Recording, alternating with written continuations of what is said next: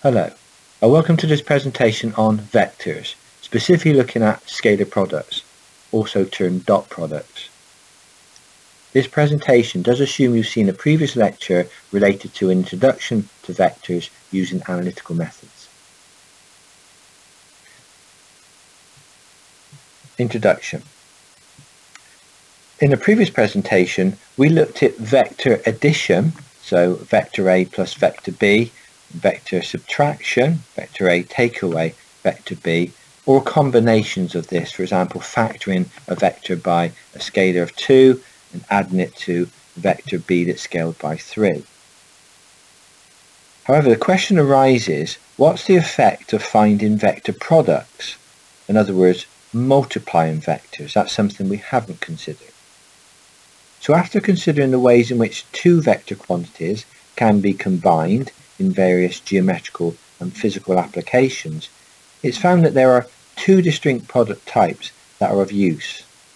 The first one is a scalar quantity, referred to as a scalar or dot product of two vectors, and the second one is a vector quantity, termed a vector or cross product of two vectors. One method of completely specifying the direction of a vector in three-dimensional space to a reference point is to use three unit vectors, I, j, and k, which are mutually orthogonal to each other at right angles to each other, as shown in figure 1. So here's the I, the j, and the k, and they're at right angles to each other. This is called a unit triad. Defining a vector using the unit triad. If we consider vector r from O to P in the diagram, O is here and P is here. One way of moving along OP is to travel x units along the I, y units along the j, and z units along the k. In other words, vector r could be expressed in the form r equals to x in the I direction plus y in the j direction plus z in the k direction, using our unit triad notation. If we look at our diagram, that would mean starting at point O, we would move x in the I direction, we would move y in the j direction, we would move z in the k direction. So we've got two ways of walking. If you think of walking along the vectors, two ways of walking from point O to P. We could walk directly from O to P, vector r as it's shown, or we could walk the distance in the I, the distance in the j, the distance in the k. We will get to the same point. So two ways, if you like, of defining the same vector.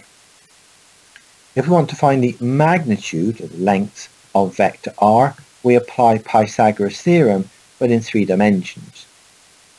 So the modulus, or the magnitude of r in this case, is the square root of the x squared plus the y squared plus the z squared. That's just Pythagoras' theorem in 3 dimensions.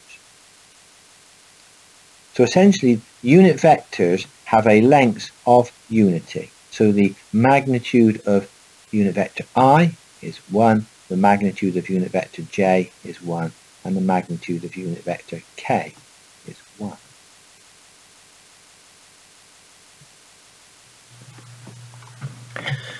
Exercise 1, part 1. So starting from the coordinate 0, 0, 0, x is 0, y is 0, z is 0, we're asked to sketch two vectors. The first one is vector A, which is minus 5i plus 2j minus k, and on the next slide we'll be plotting B, and we've got to determine their magnitudes also. So if we now draw the vector A, which is minus 5i plus 2j minus 1k on our diagram, we will draw minus 5 in the I direction, we will go positive 2 in the j direction, and we will go negative 1 in the k direction. So we define our vector in unit triad as the red line, but it actually defines vector OA, this blue line. We asked also to find the magnitude of A, this magnitude here, don't forget that's Pythagoras theorem applied in 3 directions, so that's 5 squared plus 2 squared plus 1 squared. I don't need the negatives here because when you square a negative you get a positive, so square root that sum, we get the square root of 30, and I'll leave it in that form.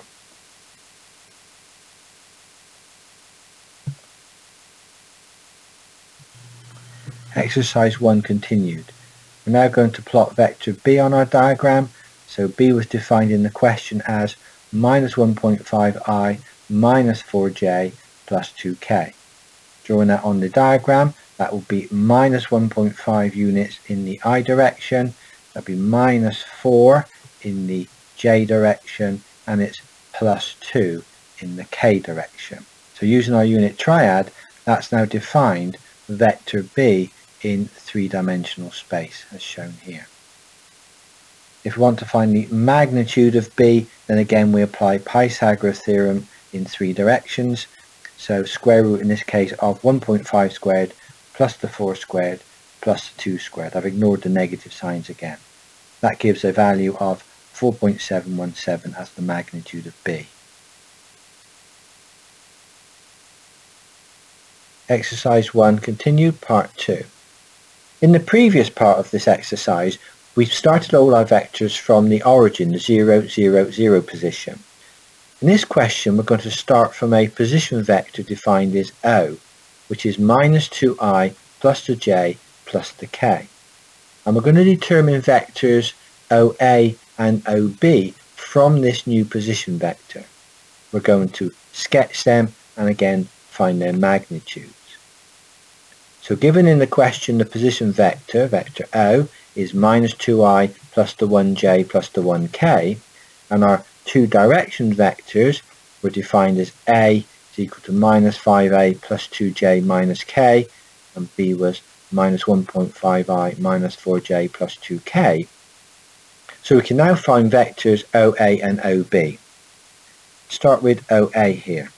OA is defined as A take away O. So vector A in this case is minus 5i plus 2j minus k, and we're taking away vector O. Notice this is in brackets because we've got sign changes to consider here.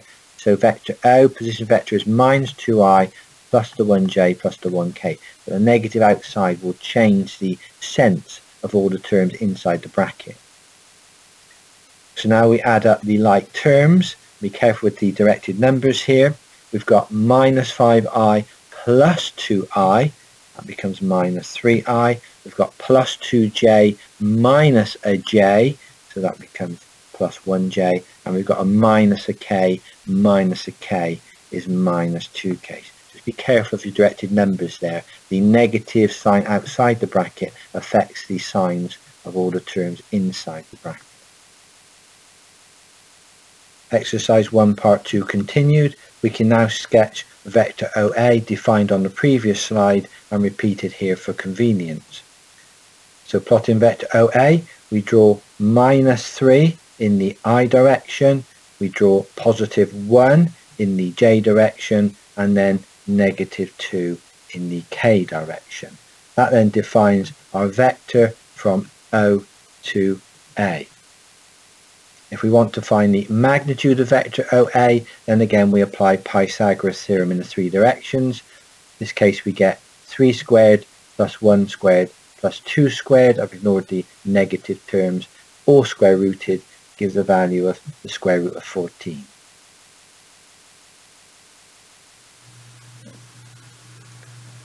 Exercise 1, part 2 continued. We're now going to sketch vector OB. So from the question, the position vector O is minus 2i plus j plus k.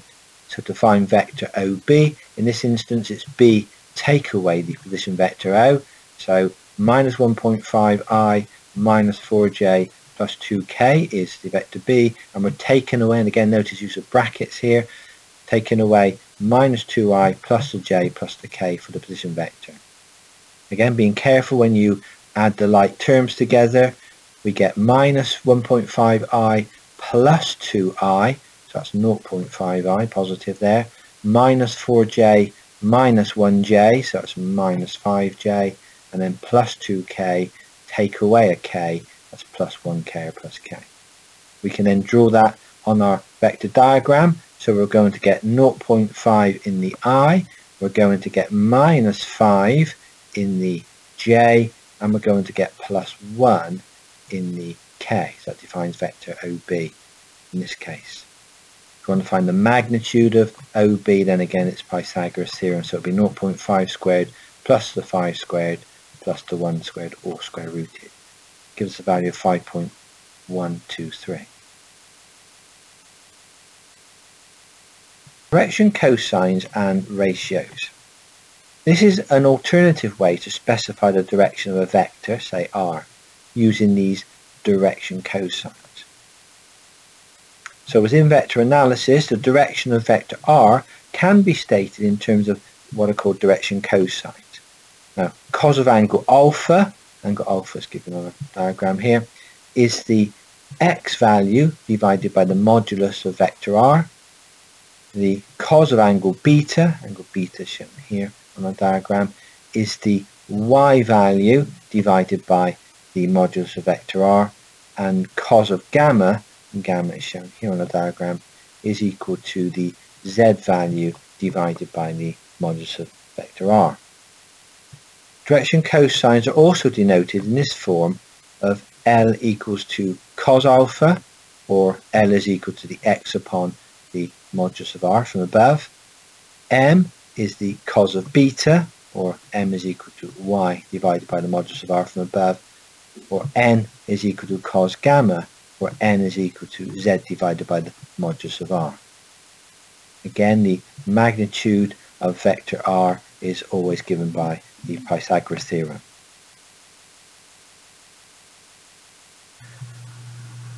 Exercise 2, we're asked to calculate the direction cosines of vector q, which is equal to 2i plus 3j plus k.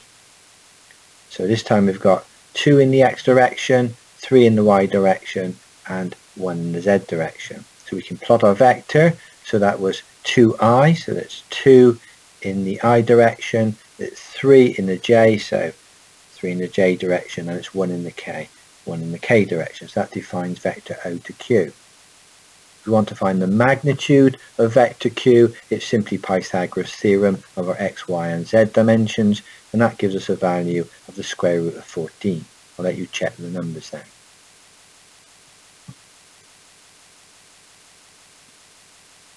Exercise 2 continued. We're now going to calculate the direction cosines. I just repeated the magnitude of vector q for convenience. It's the square root of 14 from the previous slide. So direction cosines, the cos of alpha is the x over the magnitude of q. So that's 2 is the x over the square root of 14. So that's 0.535. And if I want to find the actual angle alpha, then I have the cos to the minus 1, or arc cos, of the ratio 0.535, and that gives me 57.7 degrees. To find direction cosine cos beta, that's the y value divided by the magnitude of q. So in this case the y value is 3 divided by the square root of 14, gives me a ratio of 0.802. And again, to find beta, the actual angle, that's the cos to the minus 1, the arc cos of 0.802, so that's 36.7 degrees. Finally, to find direction cosine cos gamma, that's z over the magnitude of q, so in this case that's 1 over the square root of 14. We've got 1k in our unit triad, so that's a ratio of 0.267. So finding angle gamma, that's the cos to the minus 1 of 0.267, and that gives us 74.5 degrees. Note for reference, if you add cos squared alpha to cos squared beta to cos squared gamma, you get a value of 1. You check that in this case, the ratio of the cos alpha is 0.535. You square that, added to the ratio of the cos beta, that's 0.802 squared, plus the cos gamma, 0.267 squared. Add them up, you get 1. Exercise 3, we're given vector A in column format this time of -5, 2 and -1, and we're given vector B again in column format -4, 4 and -2. We're asked to calculate the modulus and the direction cosines of both vectors. So part 1 here, given vector A, reading from the column format, that would be -5i plus 2j and then plus the -k, -1k there, it's really -k.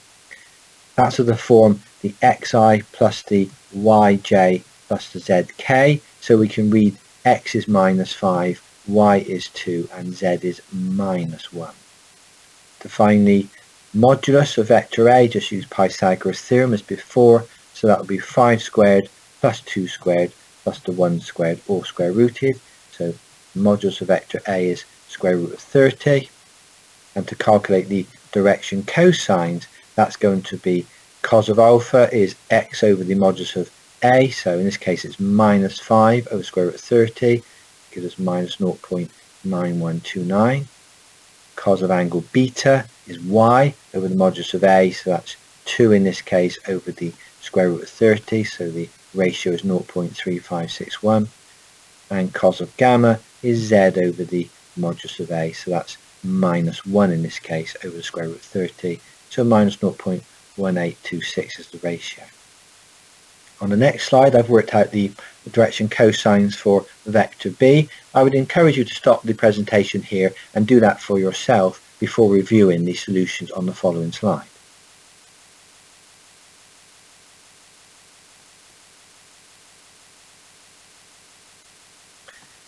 Okay, exercise 3 is continued. We're now going to look at vector B. We're given the column vector here in the question. So part 2 of exercise 3, we're given vector B is -4i plus 4j plus the -2k in the brackets, that's just -2k. And again, reading the x is -4, the y is +4, and the z is -2 in this case. So drawing our vector diagram here, we've got -4 in the I, +4 in the j, and then -2 in the k. That defines our vector OB. To find the magnitude of B, again just apply Pythagoras theorem. So in this case it's the square root of brackets 4 squared plus 4 squared plus 2 squared. Again, I ignore all my negative signs because they're irrelevant when I'm squaring the numbers. That gives us a magnitude of B equals to square root of 36 or 6. Now calculating the direction cosines. Cos of alpha is equal to the x value over the magnitude of vector B. So the x is -4 in this case, and the magnitude of B is 6. So that gives us -2/3 of the ratio, or -0.6 occurring.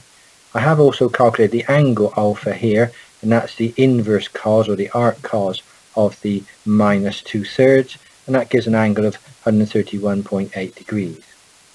I'll let you wander through the cos of beta and cos of gamma. It's very similar exercises as we did on the previous slides. Again, as a check, you can add the cos squared alpha to the cos squared beta to the cos squared gamma, and you should get 1. Exercise 4. We're given 3 points, O, P and Q, and they have the coordinates of, for O, 0, 0, 0, read that as x, y, z. For point P, it's 4, -1 and 3, and for point Q, it's 2, 5 and 0. We're asked to define vector PQ that connects points P and Q, and thus find the magnitude of PQ. Note that in this question, the origin is 0, 0, 0. We're not given a position vector to use, so we will assume the vector system starts at 0, 0, 0. The hint in the question is to sketch the vector diagram and then to calculate vector PQ, noting that vector OP plus PQ is equal to OQ. And we'll consider that in a moment, because that's vector algebra we need to understand to help us solve this problem. So first of all, let's sketch the vectors. Looking at the points, we've got 0, 0, 0 for point O, which would be here. If we now define point P, that is 4 in the I direction, it's -1 in the J, and it's +3 in the k direction. So that defines point P for us. If we look at point Q, that's positioned at 2 in the I, 5 in the J, and 0 in the K. So that defines point Q for us. What the question wants us to find is vector PQ. So that goes from point P here across the diagram to point Q here. So that's vector PQ. I'm just going to remove the yellow and green lines from the diagram to aid clarity for the next step. So let's now consider the vector algebra given to us in the question of OP plus PQ equals to OQ. Let's start at point O here on the diagram, and imagine we're walking along the vectors. If we walk along vector O to P here, and then we walk along vector P to Q to here, we end up at point Q. But that's the same as walking along vector O to Q. We end up with exactly the same position. We're back at Q again.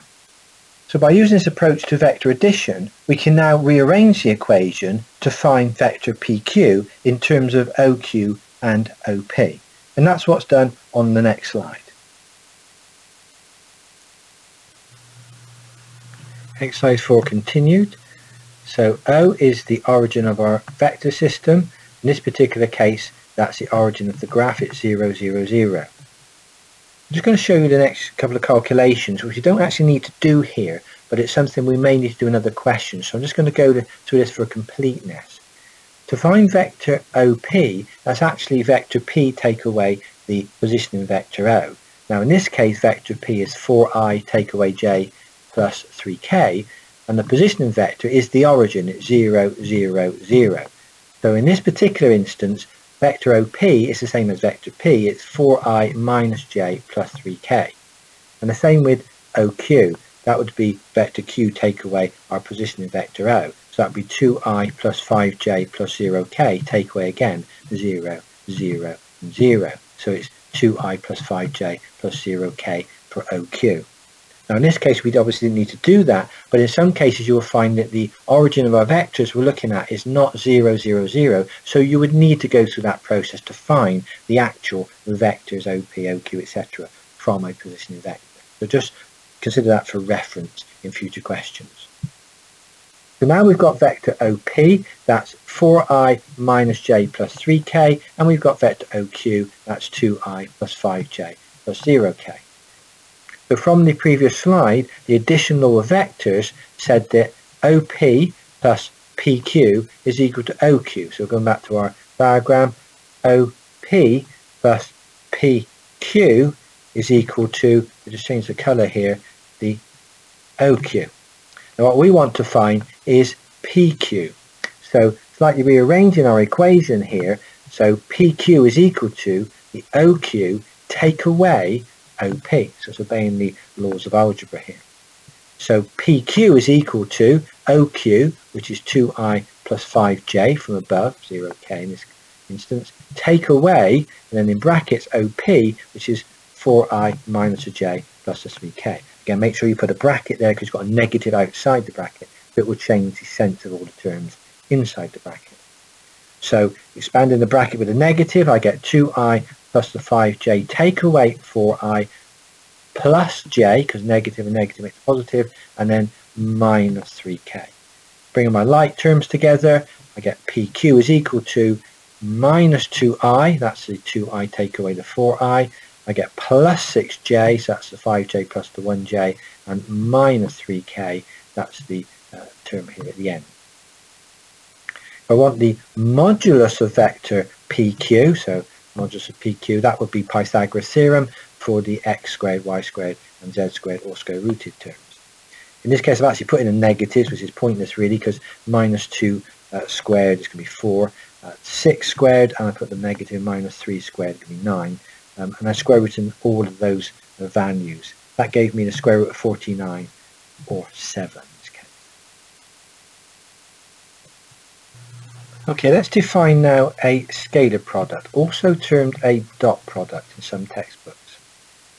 So the scalar product of two vectors, we'll call them vector A and vector B, whose directions are inclined at an angle of theta to each other is defined by the scalar quantity A dot B is equal to the modulus of A multiplied by the modulus of B times by the cos of angle theta. So our vector A here, vector B, and then the angle theta between them. So in scalar multiplication, the vectors are commutative. In other words, B dot A is equal to the modulus of B times the modulus of A times the cos of angle theta, and modulus of A multiplied by the modulus of B times by the cos of angle theta is equal to A dot B. You must use a dot here and not a multiplication sign, because you'll see in a later presentation on vector products we use the multiplication sign with those. So you must use the dots here to show it's a dot product. Application of a scalar product of two vectors. A typical application found in most textbooks of a scalar product is to calculate the work done by a constant force when moving a body. The work done is the product of the applied force, symbol F usually, and the distance or displacement moved, usually symbol S, in the direction of the force. So work done can be written as force times distance or force times displacement. I'm using the terms displacement and distance interchangeably here, but they do actually have different meanings. So that's F times S, F dot S if you like, our vector for the force times our vector for the displacement. So for the force, that would be the modulus of F multiplied by the cos of theta, angle theta, and that's multiplied by the displacement, which is the modulus of S. So because it's a scalar product, so we're not interested in the directions. Just tidying that equation up, work done then can be written as the modulus of S times the modulus of S times by cos of theta. And that's back to our scalar product definition.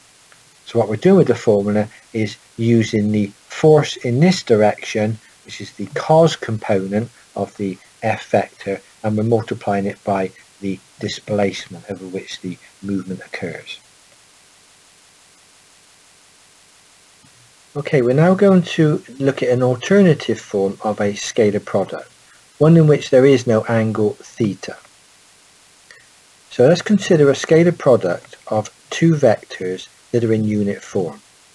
So vector A is defined as A1 in the I plus A2 in the j plus A3 in the k, and similarly vector B is defined as B1 in the I plus B2 in the j plus B3 in the k. They can also be written in the bracketed form as shown below. So let's consider A dot B, vector A multiplied by vector B. So we're going to expand the brackets. The bracket for vector A is the A1I plus the A2j plus the A3k, and that's all multiplied by the B1I plus the B2j plus the B3k. So we're going to expand the brackets, but it's quite a complicated expansion. We'll take the first term in the first bracket, A1I, and we're going to multiply it by the other terms in the second bracket. So we get A1I multiplied by B1I, and plus A1I multiplied by B2j, and then plus A1I multiplied by B3k. So that's the expansion of the first term in the first bracket with the three terms in the second bracket. And we could do that for all the brackets. So I can let you have a look at the expansion. So there's other two lines there are the expansions of the A2j with the three terms in the second bracket and the A3k with the three terms in the second bracket. If we tidy up this expression, for the first term we get A1 B1 multiplied by I squared. We've got an I times an I there. Looking at the second term, so it's plus A1 B2 multiplied by an I times a j. And the third term plus A1 B3 multiplied by an I times a k. And once again we can do that for all the terms, so I'll let you have a look at that. When you look at the last line of the expansions we've got an A1 B1 times an I squared, we've got an A2 B2 times a j squared, and we've got an A3 B3 times a k squared. All the other terms in the series have something like an I times a j, or a j times a k, or an I times a k, etc. So only 3 terms there, the ones I've highlighted in green, have the I squared, j squared, or k squared in them. The alternative form of a scalar product continued. So from the equation on the previous slide, let's now consider the products of those unit vectors, noting that all unit vectors I, j, k have the magnitude of 1. Now the angle theta between vector I and the vector I in the I squared term must be 0, because I and I are exactly identical vectors, so they're basically on top of each other, so there is no angle between them. So I squared times the cos of 0 is going to be 1. How do we know that? Well, we get that from the cos curve. For an angle of 0, the cos ratio is 1. So cos of 0 gives you a value of 1. So we end up with an I squared, which is 1. So I squared times the cos of 0, or j squared times the cos of 0, or k squared times the cos of 0, all of those terms will equal the value of 1. When you look at the angle between vectors I and j, that by definition is 90 degrees, because don't forget I, j and k are mutually orthogonal vectors. They have 90 degrees between each of the axes. So I and j are at right angles to each other. So when we're multiplying I and j by the cos of the angle now is 90 degrees. And again, from the cos curve, we know at 90 degrees, the cosine ratio is 0. So by definition, all the terms such as ij times cos 90, jk times cos 90, ki times cos 90, they all equal to 0. Going back to the previous slide now, we can see that this term here, this term here, here, here, here, and here, all these terms will disappear.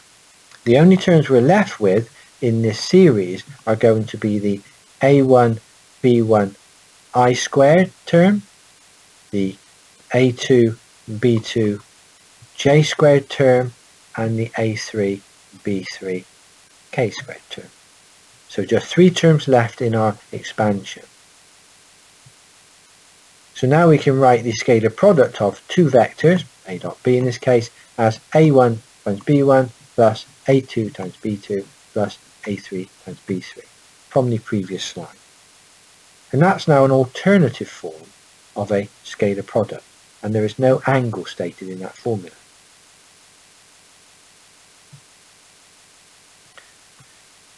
If we want to calculate the angle between 2 vectors, it's now possible based on the work on the previous slides. We know a scalar product of a dot b is equal to the magnitude of a multiplied by the magnitude of b times the cos of the angle between them. If I rearrange the equation cos of angle theta, cos of theta is simply going to be the a dot b divided by the modulus of a times the modulus of b. Now we know from the alternative form of a scalar product that the a dot b can be written as a1 b1 plus a2 b2 plus a3 b3 all over the modulus of a times the modulus of b. So now we've got a formula which we can use to find cos of theta, and ultimately from that we can find the angle theta, the angle between the 2 vectors. You'll see we use this formula in the following examples. Example 1, we're asked to find the scalar product of vector A, which is 3i plus 2j minus 4k, and vector B, which is I minus 3j minus 2k. And we've also got to find the angle theta between the vectors. So from the question we know vector A is 3i plus 2j minus 4k, and vector B is I minus 3j minus 2k. I've plotted these vectors on the right hand side here, as we will need this diagram in a moment. What we're asked to find is a scalar product, the a dot b, which will be this distance here.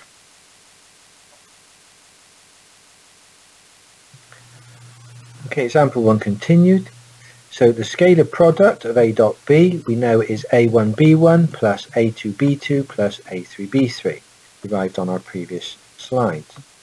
So in this case vector a is 3i plus the 2j minus the 4k, and it's multiplied by the 1i minus the 3j minus the 2k for vector b. So following the pattern through, that's A1 times B1, so that's 3 times 1, plus the A2 times B2, so that's 2 times minus 3, plus the A3 times B3, so that's the minus 4 times the minus 2. Just be careful with your directed numbers there. 3 times the 1 is the 3, 2 times the minus 3 is minus 6, and minus 4 times minus 2 is plus 8. That gives us an A dot B of 5, positive 5. So now to work out the angle theta, we can use the equation cos theta is equal to the A dot B over the modulus of A multiplied by the modulus of B. To find the modulus of A, we simply use Pythagoras theorem. So this will be 3 squared plus the 2 squared plus the minus 4 squared, all square rooted, gives a square root of 29. It's vector A, and vector B, that will be the 1 squared plus the minus 3 squared plus the minus 2 squared, all square rooted, gives a square root of 14. Again, I don't need the negatives there, but I'll just put them in for completeness. So putting those numbers into the equation, so cos of theta is 5 divided by the square root of 29 multiplied by the square root of 14. To find theta, we want the inverse cos, or the cos to the minus 1, I sometimes use the term arc cos, of the value above, which is 0.2481. So to find the inverse cos of 0.2481, on our cos curve, there's about 0.2481 there, an estimate.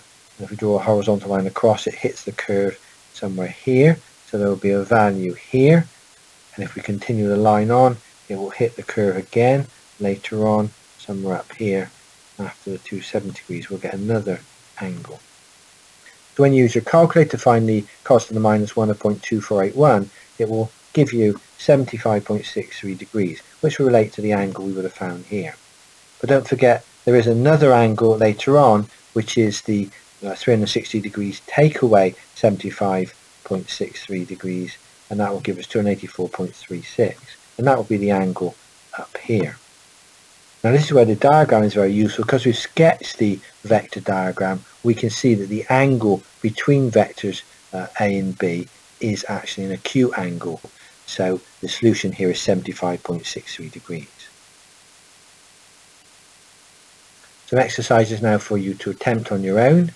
Exercise 5 says sketch the vectors and find the scalar product of vector A given as minus 1, 2 and 1. So read that as minus 1 in the I, 2 in the J and 1 in the K.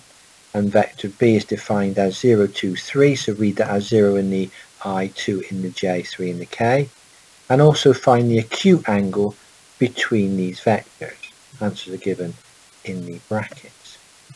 Exercise 6 says determine the angle between vectors OA and OB, given vector OA is I plus 2j minus 3k, and vector OB is 2i minus j plus 4k. We make the assumption here that the origin is 0, 0, 0 for this vector system. Again, the answers are given here in brackets. Exercise 7, we're given vectors P and Q in the IJK format. We're asked to find, in part 1, the scalar product P dot Q. Part 2, we're asked to add the vectors P and Q, so vector algebra there. Part 3, we're asked to add the vectors and then find the modulus of them. That's what that means with the vertical lines either side there. And then step 4, we're asked to find the modulus of vector P, find the modulus of vector Q, and add them together. So again, the answers, all 4 answers, given here in the brackets. I would encourage you to have a look at those exercises before reviewing the solutions on the following slides. So here are the solutions to the exercises. Exercise 5, first of all, you're asked to sketch the vectors and find the scalar product of the vector A and vector B, which is given in the question, and then find the acute angle. So here's your sketch of vector A and B. I'll let you review that, see if you understand how it's drawn.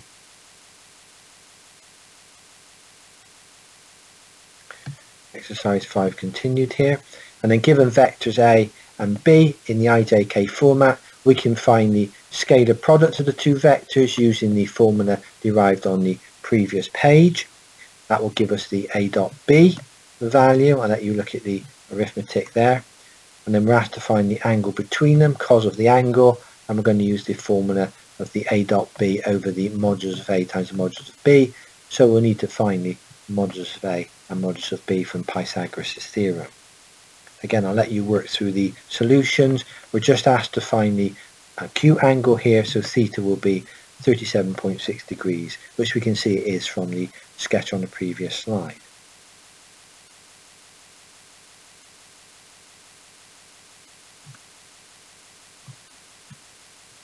Exercise 6 solution. Again, we're asked to determine the angle between the vectors OA and OB.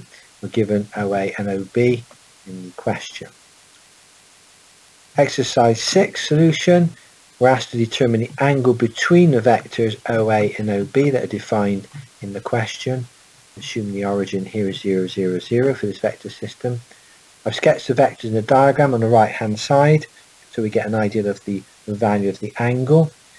And we can use our scalar product again, as we did on the previous slide, the a dot b, to find the scalar product of OA with OB in this particular case. I'll let you look at the arithmetic there, but you should find that is a negative 12 value. And then to find the angle between the vectors, we'll use the a dot b over the modulus of a multiplied by the modulus of b. So again, work out your modulus of a and modulus of b from Pythagoras' theorem, and that will give you then the cos of angle theta. Don't forget taking the inverse cos or the arc cos. You'll get the values of 134 degrees, or 226 degrees. And you can clearly see from the diagram it must be the 134 degree angle that's correct. Again, I encourage you to look through the solution there and fully understand what's going on.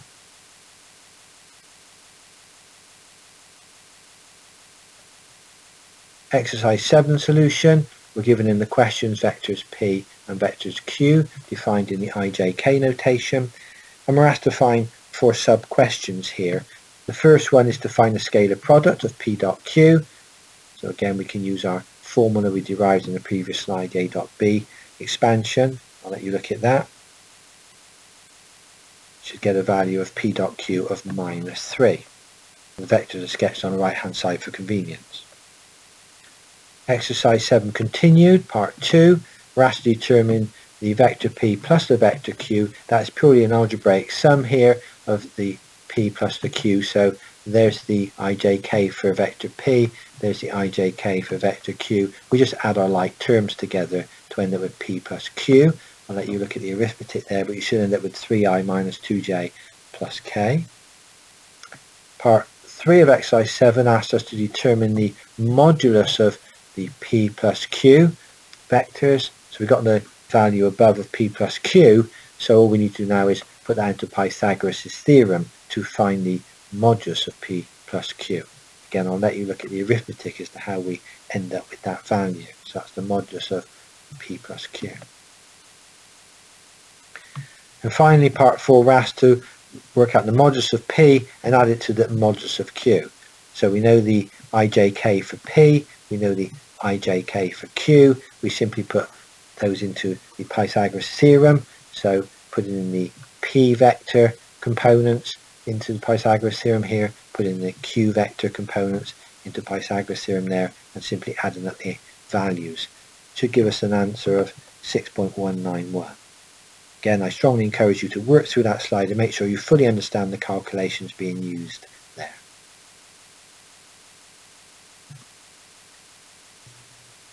Example 2.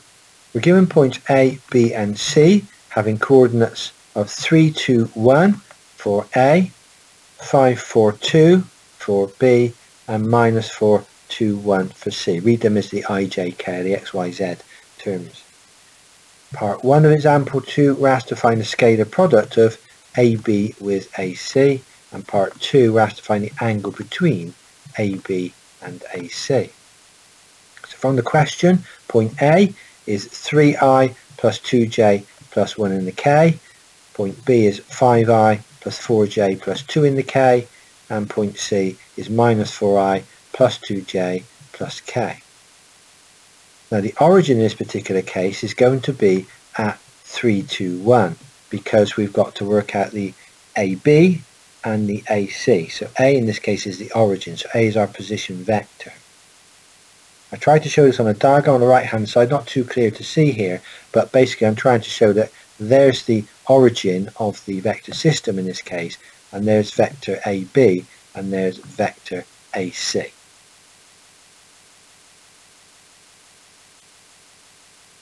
Example 2 continue, part 1. So we're going to determine the scalar product of AB with AC.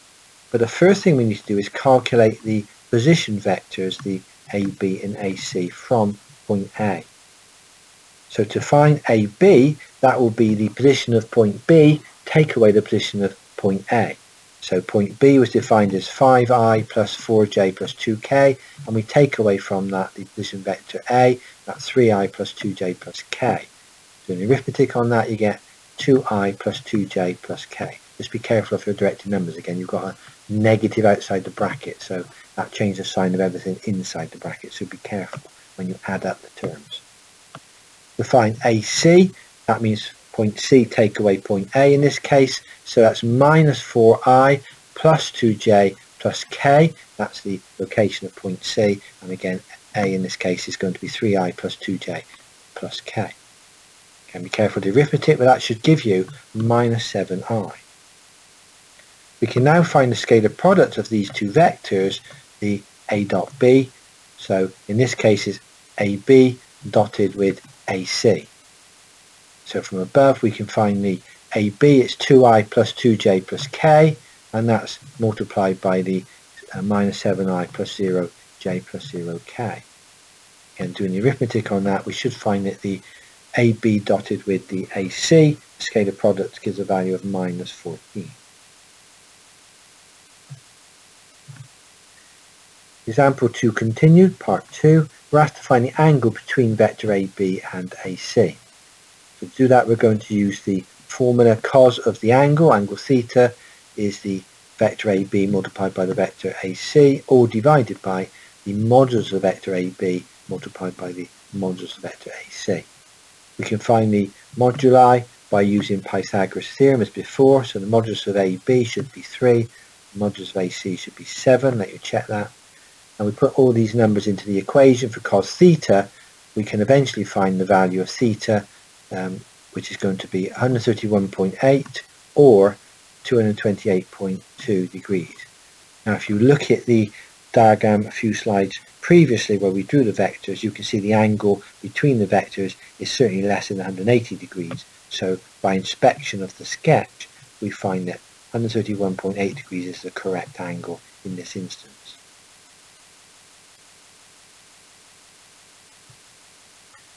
Exercise 8. A constant force, F, of 10i plus 2j minus k newtons moves an object from A, 1i plus 1j plus 1k, to B, 2i minus j plus 3k meters. We've got to find the work done in Newton meters. So a hint in the solution is to assume that the origin is at 0, 0, 0.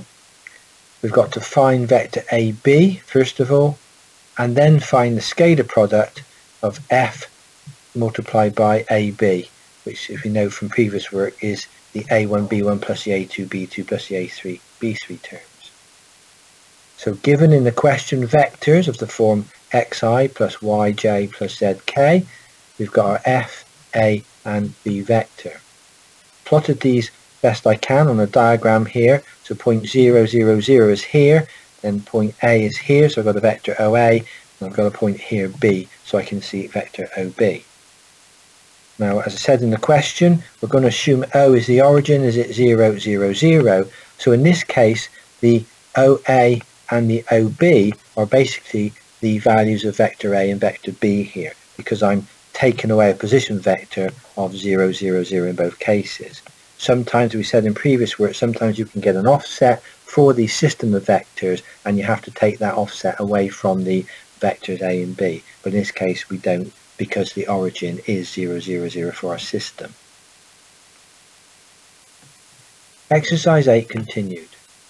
From the addition law of vectors, which we used in the previous question, we could write down the expression that vector OB is equal to OA plus AB. Now on our diagram, there is point O, there is point A, and there is point B. And what this equation actually means is that if we start at point O and we walk along vector OA, and then we walk along vector AB, that's the same as walking along vector OB. We end up at the same place, whichever route we take. What we've got to do is find, in this case, vector AB, because that's the distance our object moves in three-dimensional space from A to B. So rearranging this equation, vector AB is equal to vector OB take away OA. In other words, we take OA from both sides of the equation. So vector AB is equal to vector OB, which is 2i minus j plus 3k, take away vector OA, which in this case is I plus j plus k.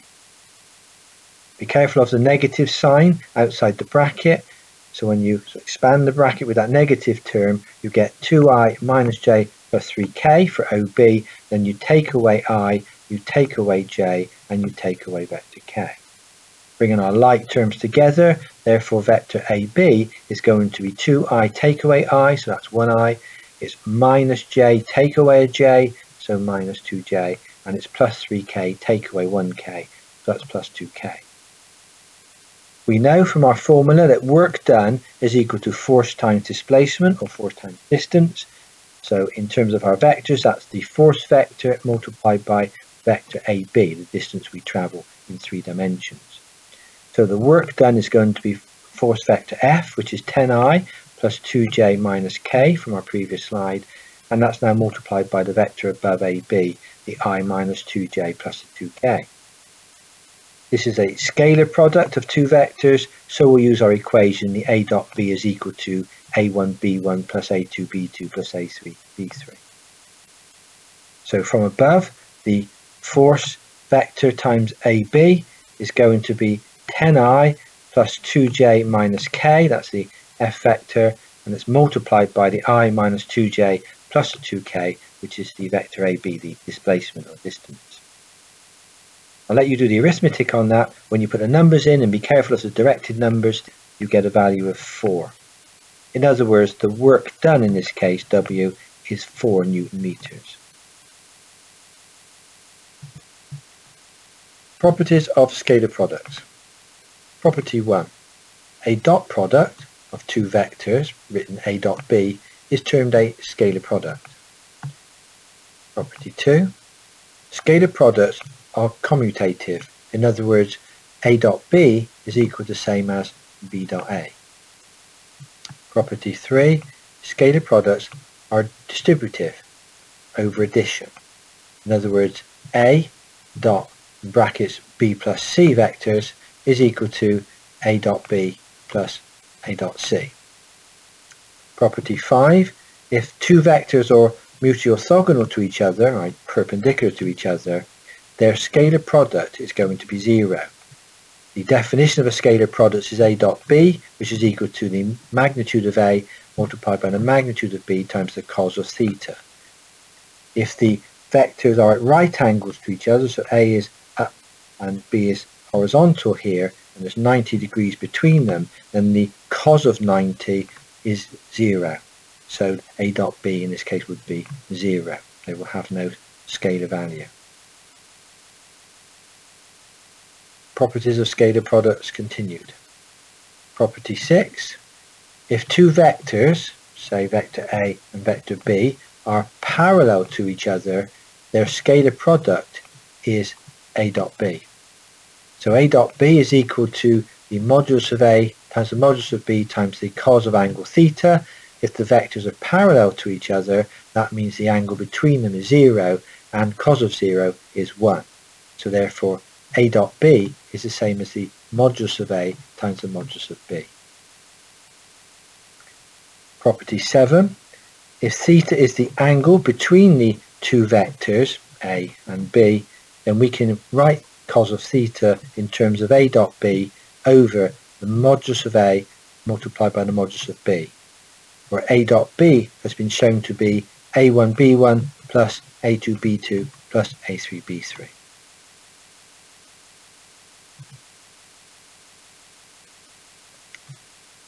Properties of scalar products continued. Property 8. When A is equal to B, and the angle between the vectors then would be 0 by definition, then A dot B is equal to the modulus of A times the modulus of A times the cos of 0. Because cos of 0 is 1, we end up with A squared, the A times the A.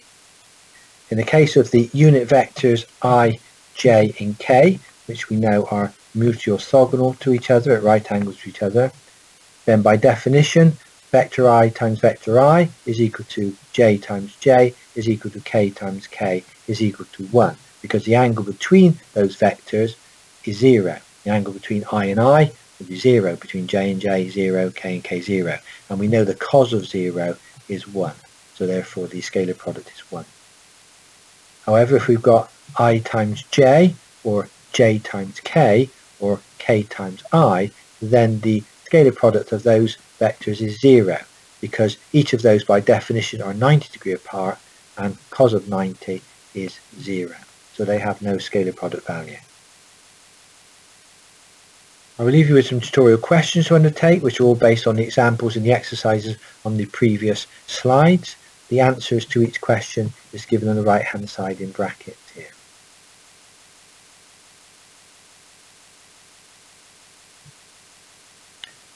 Further questions stated on this slide, and again the answers are given in the right hand side in the brackets.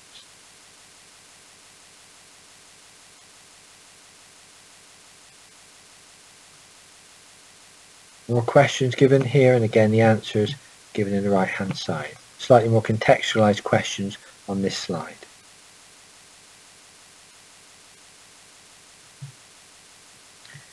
Here's the bibliography used to develop this presentation. Some very good textbooks here. Again, I would encourage you to review for further information and background reading. I hope it's been of interest to you, and thank you for viewing.